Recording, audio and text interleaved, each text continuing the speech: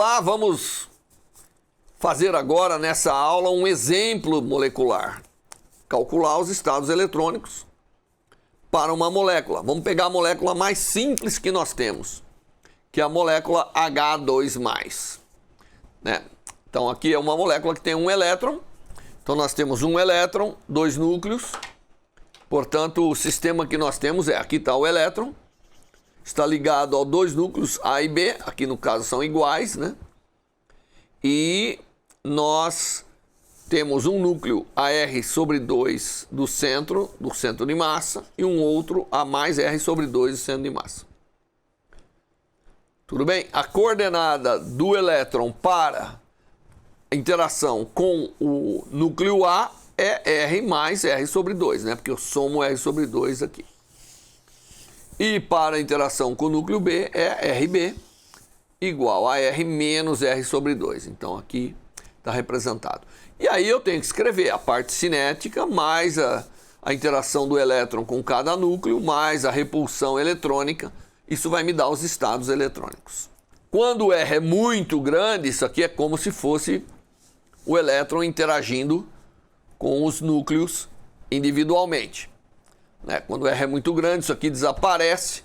Então você pode, de alguma forma, ter o elétron interagindo com o centro, com o outro, dá para você separar. Você terá praticamente composição das funções hidrogenoides. Muito bem. Então, nós vamos, de fato, fazer isso numa primeira aproximação. Nós vamos pegar e dizer assim, ó, o que acontece com esse elétron? Ele está preso aos dois núcleos aqui, então nós vamos imaginar inicialmente como se fosse um R grande, dizendo que ele enxerga isso como um sistema hidrogenoide e enxerga isso como um outro sistema hidrogenoide. Então nós temos dois sistemas hidrogenoides para o elétron. E, obviamente, nesse caso, a função de onda tem que ser uma composição desses dois estados. Só que essa composição, ela pode ser simétrica ou antissimétrica. Por quê? Porque, como nós vimos, tem o estado G, que é simétrico, e o estado U, que é antissimétrico por inversão. E, dependendo em relação ao centro de massa onde eu esteja ali, né? Eu posso ter, quando eu inverto o sinal, quando eu trocar a coordenada, não é isso? Quando eu inverter, eu estou trocando de coordenada. Portanto, eu tenho, na verdade, que obedecer esses requisitos de simetria, e quando se aproximarem, eles vão ter que preservar esses requisitos de simetria. Então, como uma primeira tentativa, para esse caso, nós temos uma função de onda para o elétron, que é a soma de dois estados S e uma que é a diferença. Esse, obviamente, é o Gerard, esse é o Ungerard. Tá certo? E você demonstra aí que, de fato, obedece essa solução, obedece aquilo que a gente havia dito com relação à operação de inversão. É óbvio que aqui você percebe que trocando um pelo outro obedece. Então eu tenho em primeira aproximação isso. Eu poderia dizer para vocês que, na verdade, eu tenho só um elétron. Como eu tenho só um elétron, nós podemos chamar de sigma. Então eu teria dois estados aí, né? Um sigma G e um sigma U para o estado eletrônico. Bom, essa é uma... Apesar da gente achar que isso vale quando os núcleos estão meio independentes, né? Quando a distância é grande, ele é um bom ponto de partida para a gente usar o método variacional. Então nós vamos utilizar o método variacional, significa, vou imaginar essas funções e vou calcular quais são as energias do sistema. Claro que eu terei duas energias. Uma para o estado Gerard e uma para o estado Ungerard. Tá certo? E eu tenho aqui, eu calculo esse elemento e vou minimizar com relação a um certo parâmetro. Posso usar o Z como parâmetro, por exemplo. como nós já fizemos em métodos variacionais anteriores. Eu calculo isso, minimizo com relação a um determinado parâmetro e tenho o melhor que eu posso. Só para lembrar, a função de onda hidrogenoide para o estado 1s, porque aqui eu estou procurando o estado fundamental, então seria a função 1s, como eu havia representado aqui, né? Esses dois estados são composições de um estado 1s, porque eu estou procurando o estado fundamental.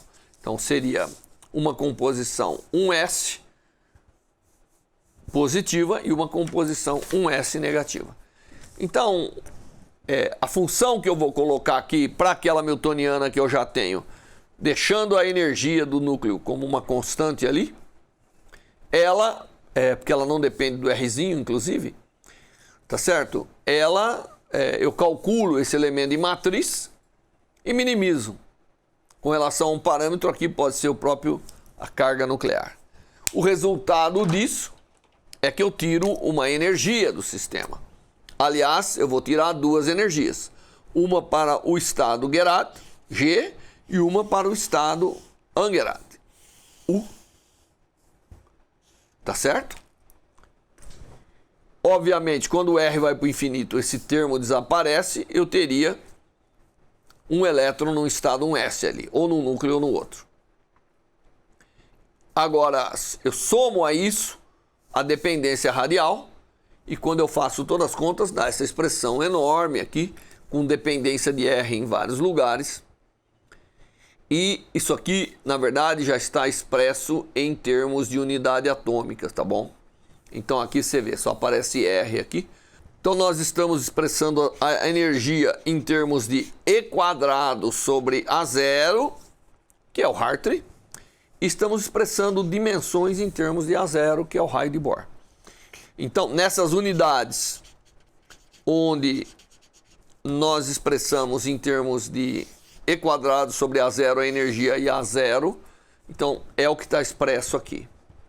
Tá? Então, essa é chamada unidade atômica, como nós vimos lá anteriormente. Tá certo? O valor mais e menos aqui representa o mais para o estado Gerard e o menos para o Ungerad. Muito bem. O que eu tenho dessa expressão? Obviamente eu tenho uma expressão para a energia eletrônica que depende do R, que é o E lambda lá de trás. Só que lambda aqui representa todas essas propriedades do estado eletrônico. Se a gente agora simplesmente subtrair um S, que é a assintótica, né? Quando o R vai muito infinito, ele vai ter um S, então a gente subtrai um S para ter essa é a linha de base, um S.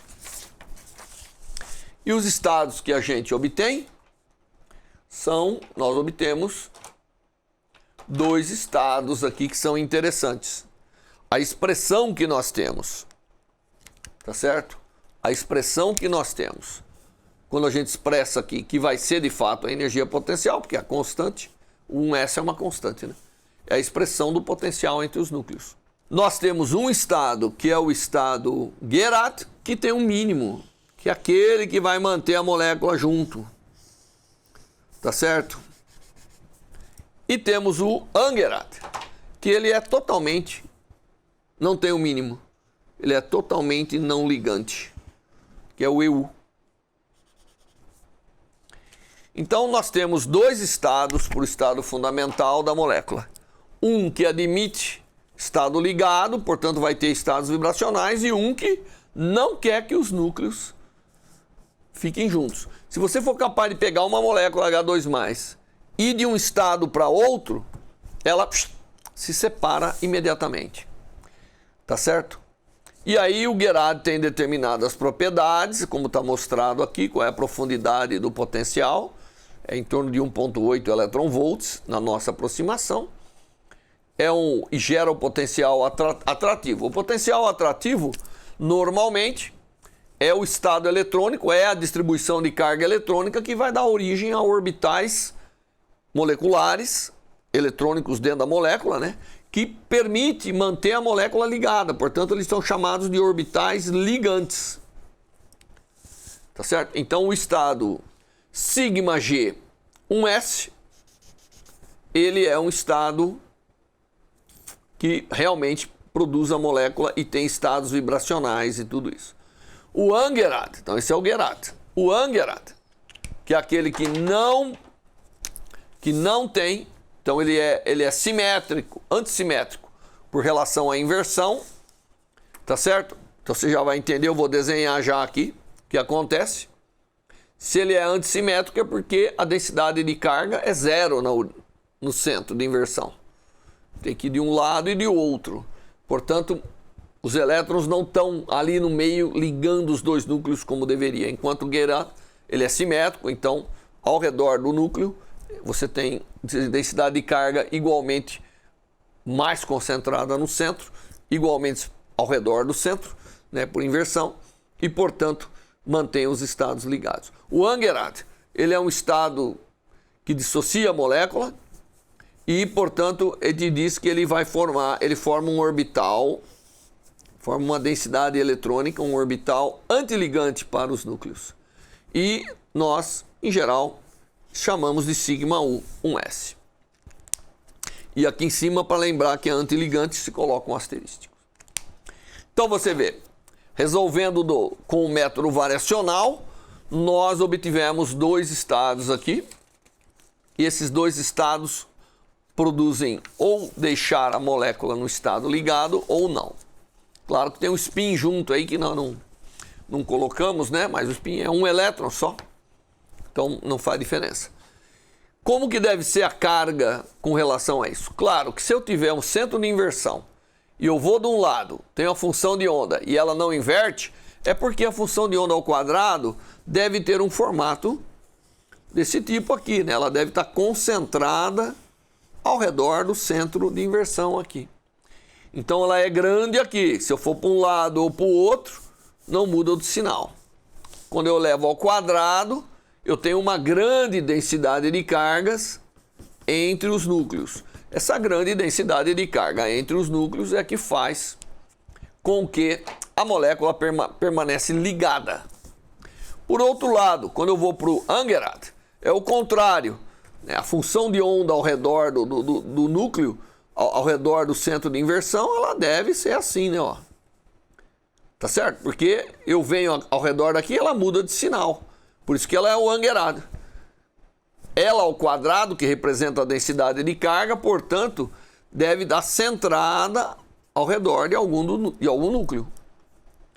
Tá certo? E a densidade de carga centrada ao redor dos núcleos não está ligando os dois núcleos. Portanto, é um orbital não ligante. E esse orbital não ligante produz, na verdade, uma repulsão entre os núcleos. Tá certo? Então, ele promove a dissociação dos núcleos. Ele é o antiligante. Então, aqui eu tenho a distribuição de carga para um orbital ligante e antiligante. Então, o estado eletrônico determina completamente como vai ser a molécula. Tá certo? Claro que existe aqui na maneira que nós resolvemos com o método variacional, nós temos o alto valor e as funções seriam um produto, né, somas, desculpa, da função hidrogenoide 1s. Tá certo? Soma e antissoma da função 1s. Mas é uma forma aproximada de fazer isso. Felizmente, para o átomo de hidrogênio, existe uma solução mais exata para fazer. Tá. Para o H2+, existe uma forma mais exata, que o pessoal de física molecular usa muito. Então, nós temos a newtoniana, só repetir a newtoniana aqui, para vocês. Então, agora eu vou fazer uma solução um pouco mais exata, para mostrar para você o que é que pode acontecer. Nós estamos querendo resolver essa equação, né? E essa equação, Ra e Rb são dados por isso, porque trata-se do elétron ligado aos dois núcleos aqui, né? Atraído pelos dois núcleos, a repulsão entre os núcleos, e nós queremos obter o valor da função e do alto valor, principalmente do alto valor, como função de R, que vai funcionar como potencial para os núcleos. Muito bem. novamente em unidades atômicas, como eu falei para vocês, expressando a energia em E quadrado sobre E. O que significa? Significa que isso aqui é 1, né? É 1, esse é 1 e aquele é 1. Então, todo lugar que aparece essas constantes, nós faremos 1 e o H é 1 também, né? Não podemos esquecer. O H cortado é 1 também nessas unidades. Muito bem, fazendo isso, nós temos aqui uma equação nessas unidades, que é essa equação aqui. Essa é a equação para esse elétron preso a esses dois núcleos. O que o pessoal conseguiu fazer é uma transformada de coordenada que permite resolver o problema, determinando quem que é o E lambda. Essas coordenadas chamam-se coordenadas elípticas confocais. São coordenadas elípticas. Então nós vamos fazer uma transformação de coordenadas. Nós vamos chamar de Tsi 1 sobre R, RA mais RB. Nós vamos chamar de eta 1 sobre R, RA menos RB. E φ vai ser φ. Então nós temos agora 3 coordenadas novas e nós temos que fazer uma transformação de coordenada da equação que nós acabamos de ver aqui. Então, fazendo uma transformada da equação que nós acabamos de ver para essas novas coordenadas. É claro que no lugar do RA vai aparecer soma disso, tá certo? No lugar do RB vai aparecer diferença disso e o φ continua φ independente. Se você pegar aqui RA e RB pode ir de 0 a infinito, você vê que, como eu estou em relação ao núcleo, né, existe um intervalo de validade para as coordenadas Tsi, eta e o φ não, vai de 0 a 2π, tá certo? Bom, então agora nós vamos partir para fazer uma transformação de coordenada dessa equação. Então vamos lá, trabalho para fazer a transformação de coordenada. E a equação que nós obtemos é uma equação que está aqui, né? Você tem agora, obviamente, a função φ. A função φ de lambda é uma função que depende do Tsi, do eta e do φ. E fazendo a transformação de coordenadas, nós obtemos essa equação enorme que tem as derivadas. Aqui vai ter segunda derivada, vai ter tudo, porque na equação original tinha segunda derivada com relação ao R, né? Onde o R é a coordenada que vai do centro de massa até o elétron. Mas nós não podemos esquecer que tem o RA e o RB lá conjugado com ela, porque é a maneira que o elétron está interagindo com o núcleo. Muito bem, então essa é a equação que a gente obtém nas coordenadas elípticas. E vamos rearranjar isso agora, né? Se a gente rearranjar isso, né? Antes nós temos que entender que essa proposta ela é interessante porque ela permite escrever a solução como produto. Então, a função φ, que representa a função de onda do elétron aí nessa molécula, ela pode ser escrita da maneira que a gente vê na equação, porque as equações vão desacoplar, ela pode ser escrita como uma função, o produto de uma função de Tsi, uma função de eta e uma função do φ. A função do φ é uma função fácil, porque vai depender somente da derivada de φ. Nós sabemos que é uma exponencial, porque a coordenada elíptica agora vai redefinir as coordenadas e o φ acaba sendo um ângulo ao redor do eixo antigo z. Muito bem, portanto, substituindo na equação, nós vamos ter uma parte que depende da coordenada Tsi, uma parte que depende da coordenada eta e a solução tem que ser verdadeira sempre nessa equação. Portanto, há uma constante introduzida aqui, que é o chamado μ, uma constante que aparece lá, vai aparecer, nós colocamos a constante. E para que isso seja verdadeiro para qualquer valor, significa que os termos têm que ser tudo que tem Tsi e tudo que tem eta tem que ser independente para que seja válido sempre. É como a gente faz sempre quando resolve uma equação diferencial. Então nós obtemos uma equação para o f, que depende de tc, e uma equação para o eta, o g, que depende de eta.